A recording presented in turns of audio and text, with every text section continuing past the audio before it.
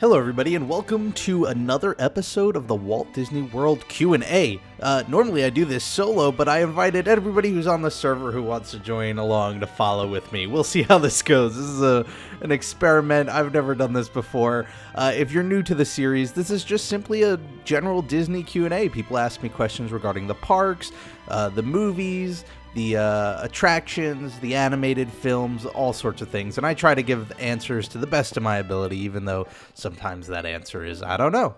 And all these questions are pulled from the comments of the previous Q&As. So if you have a question regarding Disney, all you have to do is leave it in the comments below. I try to get to as many as I can. And we've got a full plate for today. So without further ado, how about we all walk together? I'm going to bring them to like the Hall of Presidents. Let's head over to the Hall of Presidents and dive right in. So first up this week, we have a question from East Coast Railroad Videos who asks, "Hey Rob, there was a recent monorail evacuation at Disney World due to a storm that caused a power outage for the monorails. Do you think that a company as big as Disney should have a backup system so these problems will not be a concern in the future? And how do you think they will deal with this? Thanks." You know what? I would actually be surprised to find out that that was their primary source of power. My guess is that they do have a backup system and that this was just a rare fluke in which both the backup and the main went down. Disney sort of beyond that is very big on running their own utilities because they're such a large, world, as the name implies, that when they started building the parks, they got Reedy Creek set up so that they could specifically sort of set all of that up and take as much of the burden off of Florida taxpayers as possible. So my guess is between that and their big focus on safety, my guess is they have a backup plan and that, the odds were low that something would happen so precisely that it would cause that to happen, but it did. And I think when you look at it from a business perspective, you can't put in like a tertiary backup plan just for those really, really rare instances. But I'd have to look more into that incident because I hadn't heard of it. But it wouldn't be the first time they've had to evacuate a monorail. And I think they've probably, especially something like this where the power goes out, I don't think it's as much of an emergency. Now, the big emergency was when they've had to evacuate the monorail because there was a fire. And that happened way in the past. And they've actually, sort of redid all of the safety of the monorail when that happened. So that is something that they obviously take safety seriously, as you can see by the fact that when there was that fire, and luckily I believe nobody was hurt or killed. It was simply there was a fire, people got out through the top hatch and moved to the front of the monorail, and they saw that as a wake-up call to really revamp their safety. So I think in relative to that, just to have the power go out for a bit isn't too bad of a problem. So here we are at Tomorrowland, which is not at all where the Hall of Presidents is. I was distracted. Moving on to the next question, we have Carson11, who asks, I think that's an eyeball emote because it's 1_1, who asks, "I was wondering if a ride closes down, do the workers of the ride lose their job or are they transferred to another ride?" So just to preface this, I have no official answer like from Disney. I don't speak on Disney's behalf, and I actually haven't spoken about this with people who work at Disney, so what I'm about to say is pretty much guessing, but my strong suspicion is that they do not lay off the workers when a ride closes down. You have to understand that when they close down a ride, it is not a decision that they make lightly, and it is one that is in works for a long time. So for one, Disney as a company sees it coming. And then to add to that, from everything I remember when I've talked to people who do work at Disney at the parks, is the idea is you sort of have the opportunity to transfer intermittently. So I think when you combine the fact that, somebody could transfer from one role to another with, the company seeing, and then not to mention that I think fans of the parks have gotten so good at sort of seeing the warning signs of when a ride may close that they might have seen it. Now, I'm sure there are specialized positions. For instance, very recently they announced that they're going to be closing the Indiana Jones Stunt Spectacular. Well, the stunt people at that show, they're not going to just transfer over to, operating Cinderella's carousel, or I guess Prince Charming's carousel. So in those cases, you might find it harder. Then again, Disney's a very big place. And, just because Indiana Jones is shutting down doesn't mean there aren't other shows with stunts. For instance, lights, motor, action, different kind of stunts. But, I imagine Disney tries to do what they can to put them somewhere else, because with any company, there's always a hassle that sort of comes along with hiring new people.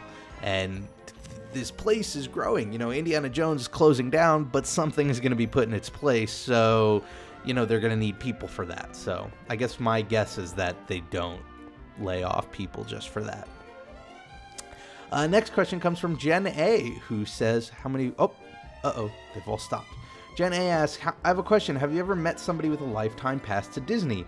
When Disney World first opened, my mom told me that she could have bought one. I just read a book about Arrow Development. They built many rides in Disneyland and Disney World. The book is Roller Coasters, Flumes, and Flying Saucers by Robert Reynolds.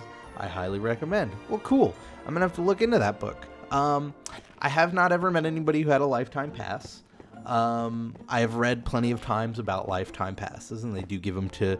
It's funny, I feel like they give lifetime passes most often to the people who need it least, by which I mean like big celebrities or very rich like political figures, basically people who wouldn't, it wouldn't hurt their bank to pay for a Disney ticket, but I think Disney does it sort of as a sign of gratitude, or, to try and, it looks good. So, I haven't met anybody like that, and boy, would I be jealous if I did. We did pass the Hall of Presidents big time. I guess I confused it with the Country Bear Jamboree, which is over here somewhere. It's close by. Is it here? Yes, it's here. Let's go to Country Bear Jamboree, everybody, come on! It's called The Tour, where I take them all to parts of the parks that I feel like they probably would never go to otherwise. All right, Country Bear Jamboree. Next question comes from AP Studios, who asks, do you think Disney will add more parks to Disneyland in California? It always seems that Disney World is always the more popular and is getting more. It does seem that way, because it is true, and I'd say the honest answer to your question is, unfortunately, no, I don't see them adding more parks to Disneyland. Now, the reason for that is a logical one. So Disneyland came first. It was made in the 50s, and Walt bought as much property as he reasonably could to still get the project done. And you got to remember, at this time, the project was seen as Walt's Folly, is what they sort of called it. Well, no, I think Walt's Folly was Cinderella. What am I talking? Not Cinderella, Snow White. But they did honestly not think it was going to go very well. They thought that this theme park idea was a crazy one, that there would be no regular demand for it. So I think they all underestimated how popular it was going to be. And I guess the point I'm getting at is, once it came out, it was super popular, and all the land around Disneyland was bought up, and the value went up very, very quickly, to the point where, it would have been very prohibitive for Disney to try and buy up more land. They eventually did at points, and they made it work so that they could get Disney California Adventure going, and things like the park and expansion, stuff like that. But they had to pay a high premium, which is why when Walt was working on Disney World at the time, he went through a lot of trouble to make sure he was operating very secretively, so that when he was buying up land in Florida for Disney World, they didn't know it was Disney who was doing that, so that they wouldn't raise the price, because you just assume, oh, well, Disney, they've got deep pockets, let's bump up the selling price and make a quick penny. So they did it under other names, and he bought up a ton of land. In fact, Disney World property equates to about twice the size of the island of Manhattan, which is a pretty big island if you've ever been there. And the funny thing is, what is used today is not a big part of that. There's still a lot of undeveloped land on Walt Disney World property, and part of that was Walt wanted there to be a buffer so that there wasn't, tacky motels and just like really unsavorable types of establishments popping up around it. But it was also for future development and growth and experimentation, and, he wanted Epcot to be there.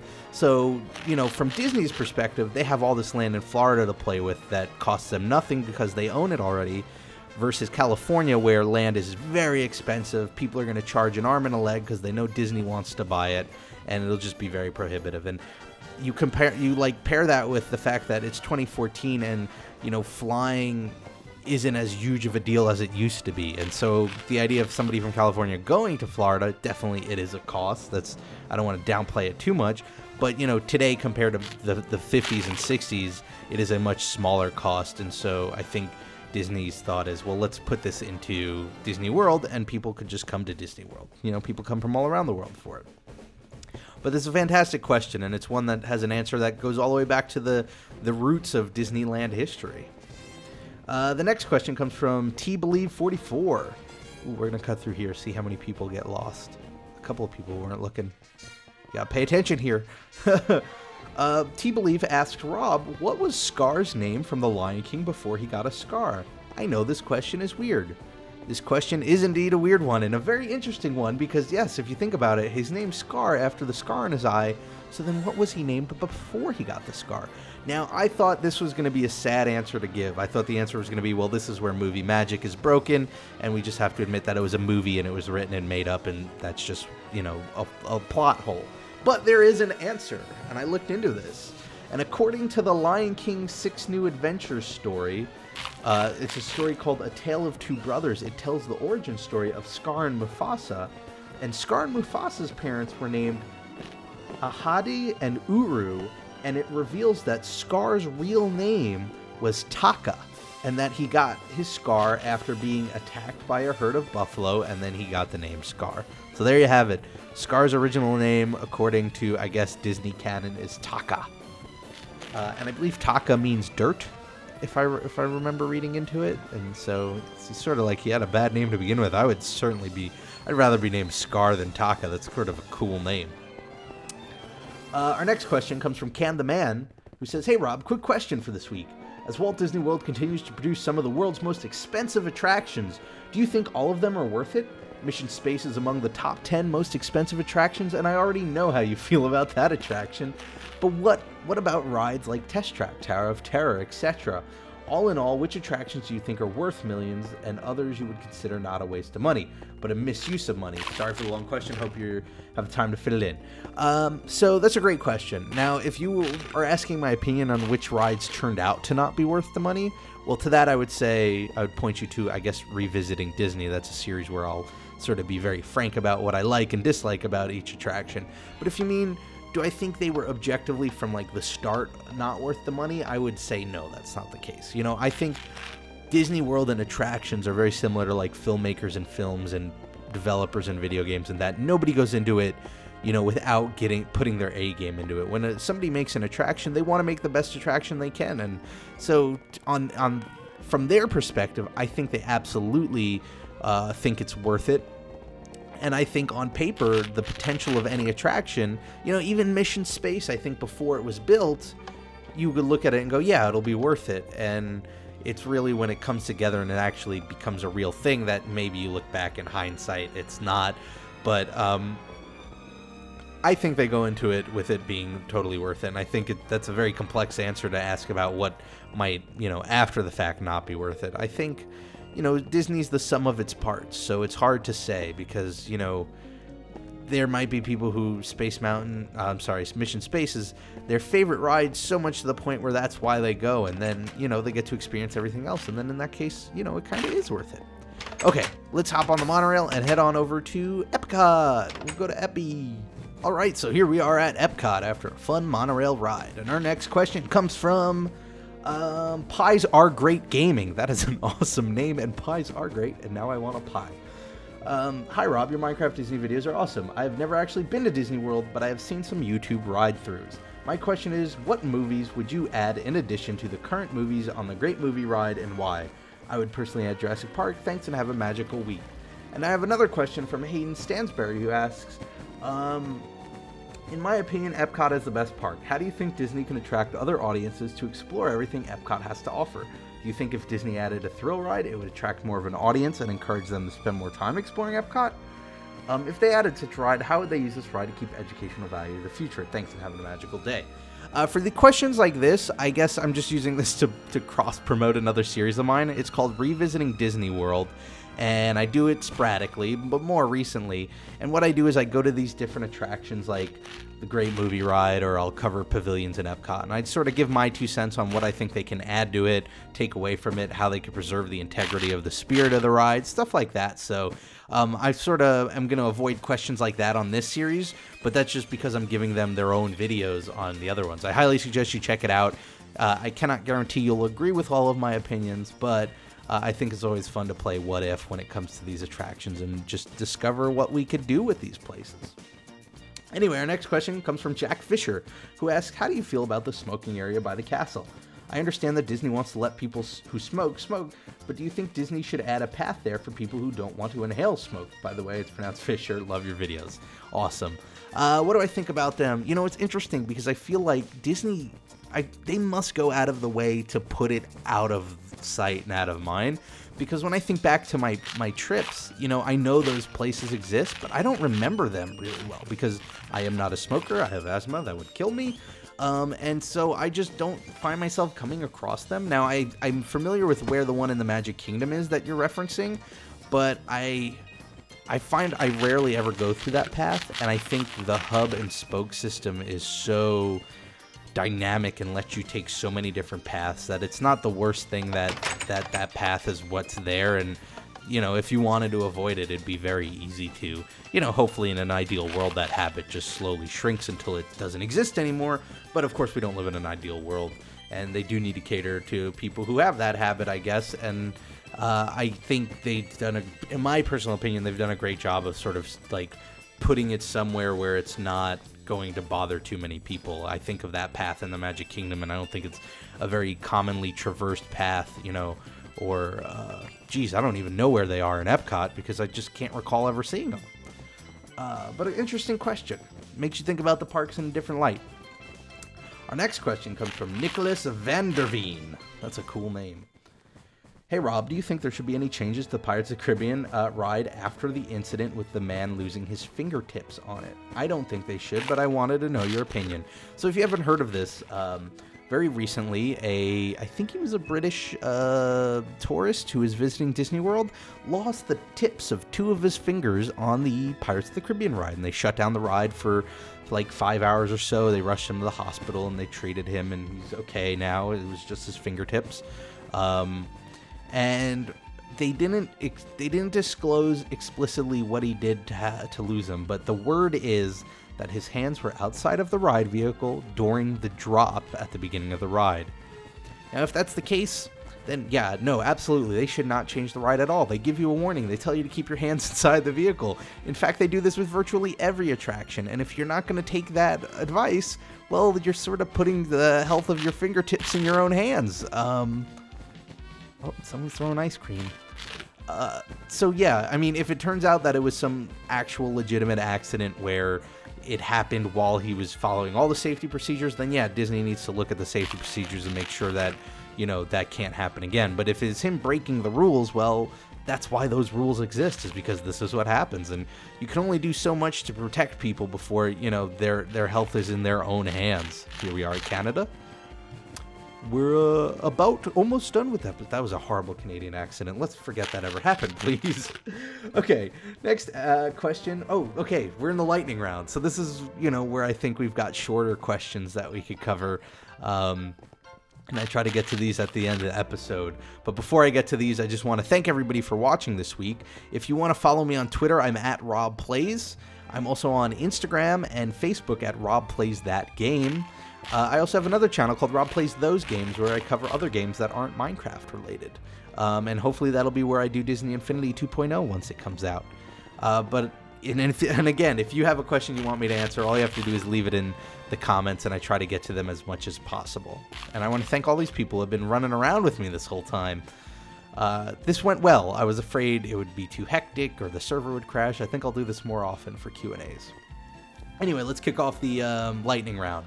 So, your average YouTuber asks, I've been to the Beach Club, the Wilderness Lodge, and the Polynesian. If I were to go again, where would you recommend? I would say either of the Port Orleans, whether it's Port Orleans, oh my gosh, I'm totally blanking. Port Orleans French Quarter or Port Orleans Riverside.